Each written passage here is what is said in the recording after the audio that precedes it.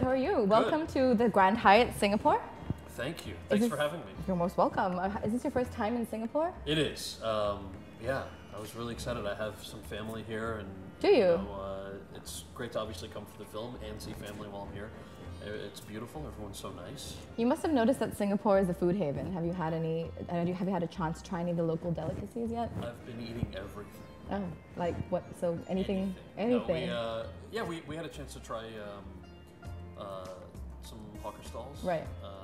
Had a lot of dumplings, a little bit of crab. Nice. Yeah. So no complaints about the food. That's good. I've heard that Obama claims to be very good North Indian food. Like he makes really good North Indian food. And he says he claims to make a better North Indian food than his Indian friends. Is there any truth to this? I don't know, but now I'm curious to know. What do you think about the new immigration policy, like the changes in the immigration policy that Obama's made? What do you think? Where do you see, Indians who want to live in the States? How do you see this affecting them? The recent change. Like, what do you think? Is it limiting in any way? What exactly do you think about this? I wouldn't say it's limiting necessarily. I think our immigration laws are relatively archaic, and they don't take into account certain checks and balances that needed to be there. And hopefully, as the president's certainly moving forward with executive action, is a good thing. If Congress isn't doing anything, not just voting no on his stuff, but just really not doing anything at all. So I think that it's good that he's doing what he's doing, and hopefully, with the new Congress that just got sworn in a couple of days ago, hopefully there's going to be some bipartisan support for things like immigration, things like criminal justice reform, tax reform, a lot of things that both parties actually agree on in the U.S. So I know in the media a lot of times, and it's true that it's a very polarizing climate right now, but I think there's a silver lining in that too. That's fantastic. Well, I'm going to go into talk about the movie you're here to promote, because so you're promoting Bhopal, A Prayer for Rain. Despite the fact that it's not a very commercial film, it's very issue-laden, very issue-heavy. So what are your views, what is exactly, your message for viewers, despite the fact that it's not a commercial movie, it came out 5 years ago. What is your message to viewers about how large conglomerates operate in developing nations, especially? What did you learn from the film, about this Sure, aspect? So the movie was shot 5 years ago, but it's actually coming out today. So, it released in the US first and then in India, now in Singapore and a couple of theaters. I don't know that we have a message per se. I think the goal is to, whenever you're making a film, is to entertain an audience. And in this case, we hope that people come see the film. In some of the early screenings we did, especially in the States and in India, you had people leaving the theaters having really lively conversation about the issues that we address. So the movie is called Bhopal, A Prayer for Rain. It's not a biopic, it's a fictionalized adaptation of the events that took place in the early 1980s in Bhopal, India, where the world's worst industrial accident took place. And I think our hope is that people will leave the theater engaged in talking about these particular issues. Some of our early audience members made comparisons to movies like Hotel Rwanda, which was incredibly flattering. For us, of course, Hotel Rwanda is a really powerful film. Of course. I think what they meant by it was this is a movie where you know the ending. Right. It's not a movie that's going to leave you with a cliffhanger, but it's the characters and the story that our writers and director have come up with and crafted so well.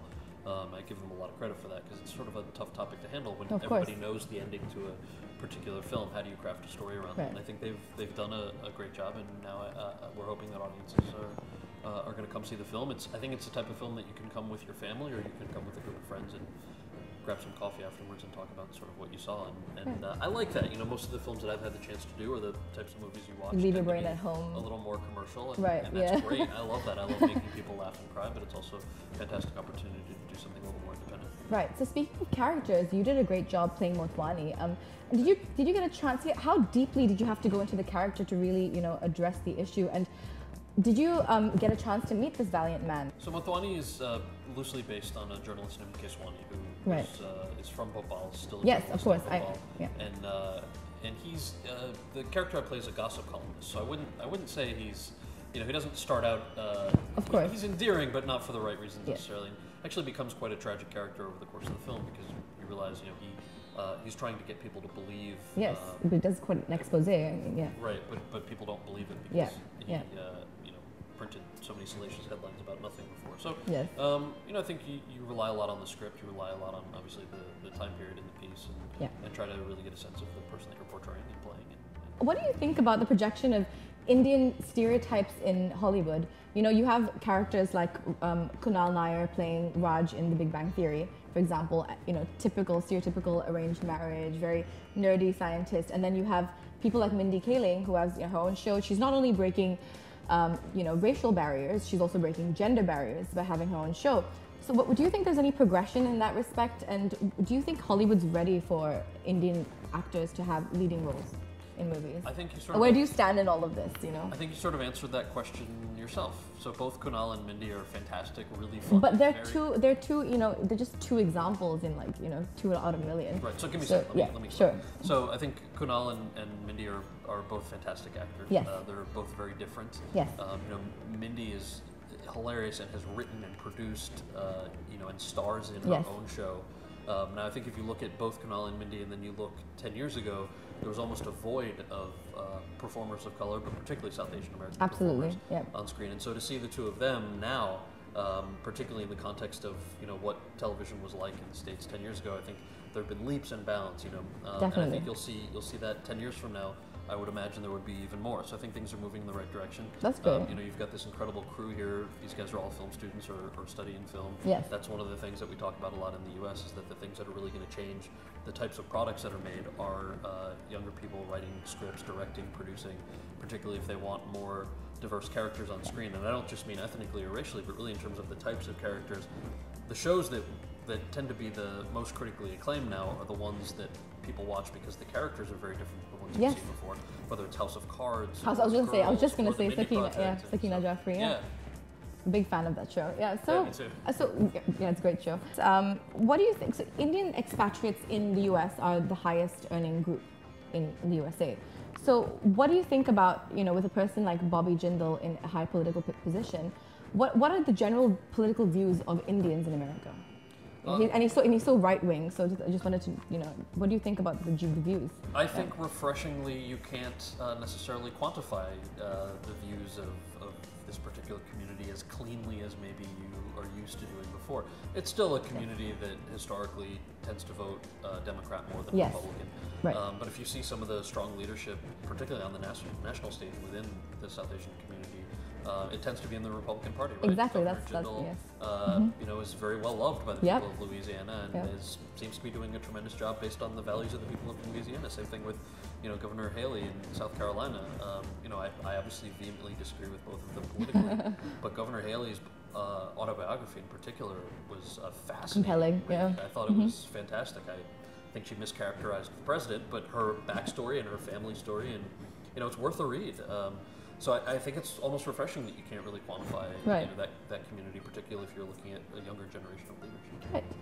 Okay, so last question for you. What are some of your future plans? Anything you can let us know that we don't already know? Sure. So I think first and foremost, we're hoping people go out and see Bhopal. It's in theaters now, but even if it's not, when people might be watching this at home, you can go out and buy the DVD, a video on demand. Facebook or tweet your cousins in other countries where the movie is still playing. And then I have a new TV show coming out in the spring called Battle Creek, which is an hour-long drama for CBS that Vince Gilligan, who did Breaking Bad. Oh my God, David Shore, such a big fan. my old boss Brilliant. on House. Sorry, there was this little misconception that people seem to have about, you have this flexibility when you're working in the White House, to just kind of, go back to your acting career and then, be welcomed back with open arms. So how Obama must have really loved you. That's just, the idea. So can you tell us a little bit about that? Sure. I wouldn't get too caught up in distractions like that. I think there are so many people working in government who have taken leaves of absence from their private sector careers, whether they're lawyers or doctors or teachers. In my case, I understand I had a career that was in the public eye before, so it seems like it might be particularly unique, but it's really not.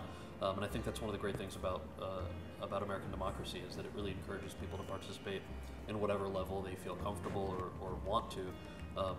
And so, I had my 2-year sabbatical from acting where I left the show house and had the chance to work in the White House.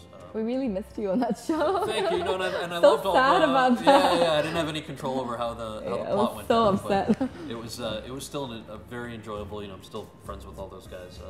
But really, feel really blessed to have a chance to go and take a sabbatical like that and to go back to come back to acting and actually have people willing to watch my stuff. I feel very, very fortunate. I love our fans very much. Do you have any advice for young, budding, actors around Indian expatriates who want to pursue an acting career? Yeah, I mean, I think for anyone who wants to pursue any career like this, you know, I think training is particularly important. So going to film school, going to theater school, yeah. Studying it to the best of your ability, particularly things like classical training are important. You know, yeah. You didn't feel any particular, like, maybe disadvantage being an Indian in Hollywood, in such a big industry? So not like you're not going to Bollywood or something. It's it's very specifically. Was there any discrimination or any disadvantages you faced? I think you addressed that question. You know, the presumption that somebody should go to Bollywood just because they're brown, I think, is ludicrous. No, I'm saying, yeah. I'm not saying you're saying this. I'm saying the perception is often that. Yes. And, you know, I'm an American, born and raised, and I want to work in my country, in my first language. Yes. And I feel very lucky that I've had the chance to do that. I think a lot of actors, any actor when you're starting out, your roles are fairly limited. Yeah. There's no secret that for women and performers of color, your roles in Hollywood are much more limited than for other folks, but that's changing a lot, and I think it's wonderful that it's changing, and it's changing because of writers and audiences wanting, different types of characters and different types of stories, and so it's just part of the package, if that's something that is a deal breaker for you if you're trying to get into the film or TV industry, then certainly it's a barrier worth noting, and maybe it's not the right fit because it's of course incredibly frustrating. Sometimes it can be an advantage even, right? I mean, I guess it could be. I don't know. I mean, things are changing, like I said, 10 years ago. That's really good to hear. That's enlightening. Thank you very much for your time. It was lovely lovely speaking with you. This was a lot of fun to hang out with you, and thanks again for having me here in Singapore. I hope you enjoy the rest of the stay at the Grand Hyatt absolutely. in Singapore. It's fantastic. The country is fantastic, and the food's great. And once the camera shuts off, I need you to write down some food recommendations. I will absolutely do that. All right, thanks a lot.